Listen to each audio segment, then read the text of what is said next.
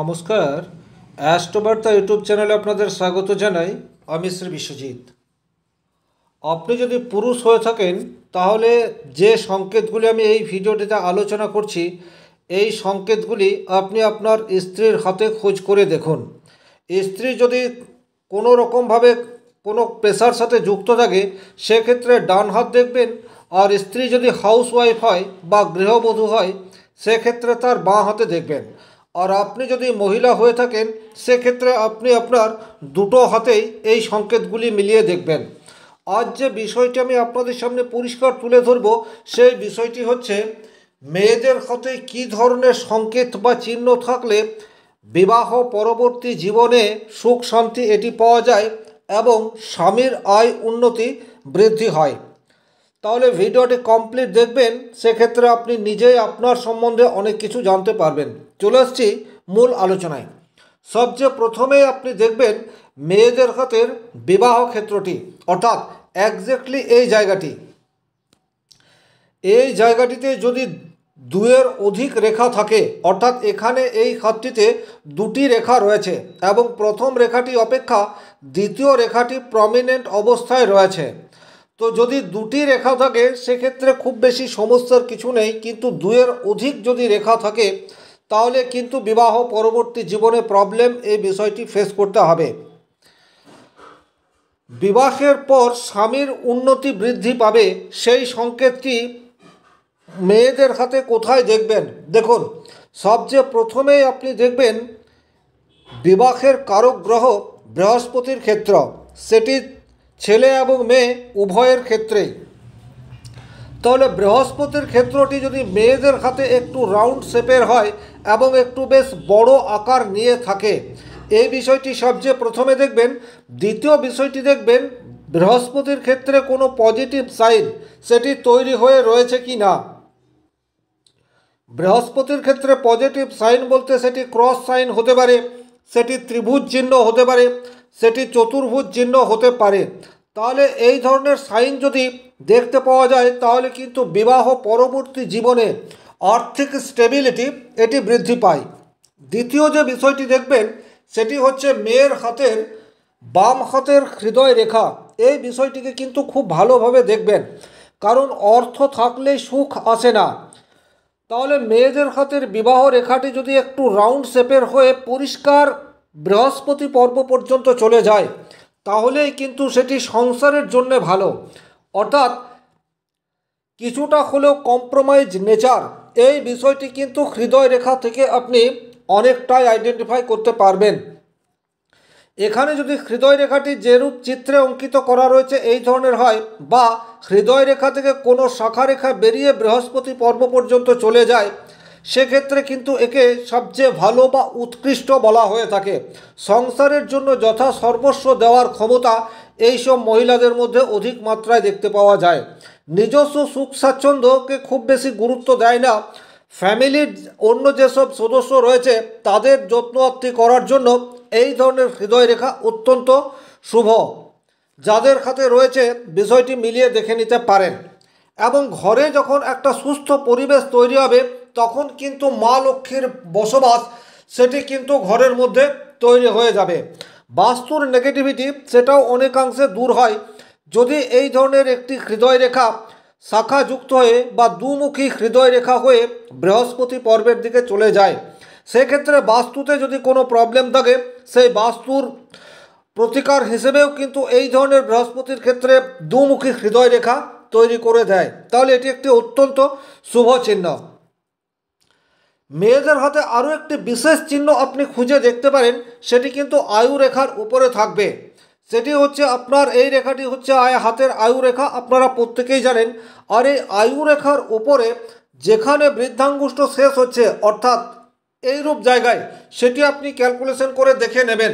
বৃদ্ধাঙ্গুষ্ঠ যেখানে শেষ হচ্ছে সেখান থেকে একটি লম্বা রেখা এইভাবে অঙ্কন করার পর উপরের দিকের যে অংশ রয়েছে সেই অংশে যদি এই ধরনের কোনো একটি ঊর্ধ্বমুখী একটি বা দুটি বা তিনটি কোনো ঊর্ধ্বমুখী রেখা থাকে তাহলে কিন্তু 100% এটি যদি আপনার স্ত্রীর হাতে রয়েছে সেক্ষেত্রে আপনার আর্থিক শ্রীবৃদ্ধি বিবাহের পর হচ্ছে। অর্থাৎ এই মেয়ের যে ছেলের সাথেই বিবাহ হোক না কেন, বিবাহের পর এদের ভাগ্য উন্নতি, এই বিষয়টি কিন্তু 100% দেখতে পাওয়া যাবে।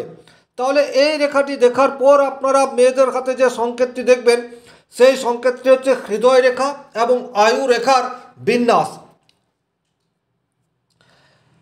হৃদয় রেখা এবং আয়ু রেখার বিন্যাস বলতে এটি হচ্ছে আপনার হৃদয় রেখা, আর এই ধরনের একটু রাউন্ড শেপের মস্তিষ্ক রেখা। আর এই মস্তিষ্ক রেখা এবং হৃদয় রেখার মাঝে যদি এই ধরনের কোনো চতুর্ভুজ তৈরি হয়ে যায় তাহলে কিন্তু এরা সংসারের জন্য অত্যন্ত উপযুক্ত হয়ে থাকে। বিবাহের আগে ছেলের ঘরের অবস্থা যাই থাক না কেন, বিবাহের পর তার আর্থিক উন্নতি এই ধরনের চতুর্ভুজ থাকলে কিন্তু তৈরি করে দেয়। আর যে কোনো পরিস্থিতিতে বিপদ আপদ থেকে কিন্তু রক্ষা করে, শুধু নিজেকেই না নিজের ফ্যামিলিকেও সেভ করে থাকে, এটি কিন্তু বারংবার দেখা গেছে। তাহলে মেয়েদের হাতে এই ধরনের বৃহৎ চতুর্ভুজ এটি কিন্তু অত্যন্ত পজিটিভ, এ বিষয়ে কোনো ডাউট নেই। 4 নম্বর যে পজিটিভ সাইনটি মেয়েদের হাতে থাকতে পারে বা থাকলে সংসারের জন্য ভালো, সেই সাইনটি হচ্ছে হাতের শিরোরেখা এবং আয়ু রেখার অবস্থান। এই খাতটি যদি আপনারা একটু ভালোভাবে দেখেন তাহলে এই খাতটিতে দেখতে পাচ্ছেন এটি হচ্ছে জাতকের শিরোরেখা বা ব্রেন লাইন, আর এটি হচ্ছে জাতিকার আয়ু রেখা। তাহলে এখানে আয়ু রেখা এবং শিরোরেখার মাঝে অনেকটা গ্যাপ তৈরি হয়ে রয়েছে।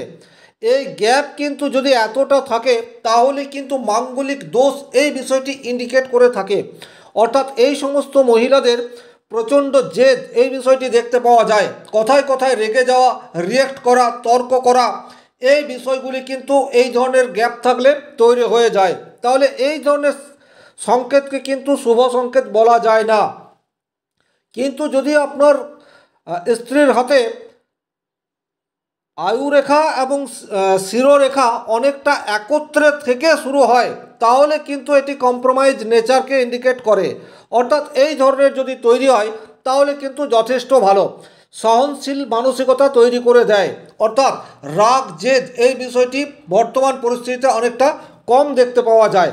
তাহলে এই ধরনেরও যদি আপনার শিরোরেখা এবং আয়ুরেখার বিন্যাস হয় সেটিকে কিন্তু সবচেয়ে উত্তম বলা হয়েছে।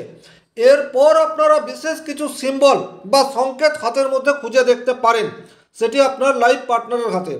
এই হাতটির ভাগ্যরেখা যদি আপনি খুব প্রমিনেন্টলি দেখেন তাহলে এখানে এই ধরনের ভাগ্যরেখা সেটি কিন্তু যথেষ্ট পজিটিভ।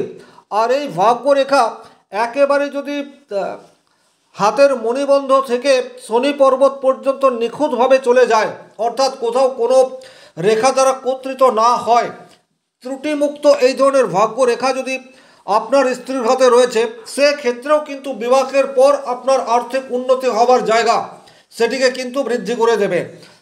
আপনি অপর মানুষের সাপোর্ট এই বিষয়টি কিন্তু পর্যাপ্ত মাত্রায় পেতে থাকবেন। তবে দেখতে হবে এই ভাগ্যরেখাটি যেন ত্রুটিমুক্ত অবস্থায় থাকে। এরপর আপনি কে দেখবেন মেয়েদের বিবাহের কারকগ্রহ মঙ্গলের ক্ষেত্র। তাহলে মঙ্গলের ক্ষেত্র হচ্ছে এই ক্ষেত্রটি, এই ক্ষেত্রে যেন কোনো ধরনের রেখা না থাকে। এই খাতটি দেখলেই আপনারা দেখতে পাচ্ছেন এই জায়গাটা অনেকটা পরিষ্কার প্রমিনেন্টলি রয়েছে, কিন্তু এই জায়গাতে হালকা এই ধরনের একটি রেখা দেখতে পাওয়া যাচ্ছে। তাহলে এই রেখা থাকা কিন্তু খুব একটা শুভ নয়। এই রেখা থাকলে কিন্তু রাগ জেদ ক্রোধ অ্যাক্সিডেন্টাল প্রবাবিলিটি এই বিষয়গুলি কিন্তু অনেকটা বেড়ে যায়। তাহলে এই জায়গাটা যদি নিট অ্যান্ড ক্লিন হয় অর্থাৎ পরিষ্কার পরিচ্ছন্ন থাকে সেক্ষেত্রেই কিন্তু শুভ ফল আপনি আশা করতে পারেন। আর সব শেষে আপনি দেখবেন আপনার স্ত্রীর শুক্রের ক্ষেত্র, কারণ দাম্পত্য জীবনের সুখ সেটি কিন্তু অনেকটা শুক্রের উপর নির্ভর করে। তাহলে আপনি যদি শুক্রের ক্ষেত্রটিকে একটু ভালোভাবে পর্যবেক্ষণ করেন তাহলে শুক্রের ক্ষেত্রে কিন্তু এই রেখার উপস্থিতি যতটা কম সংখ্যায় থাকবে ততই কিন্তু ভালো।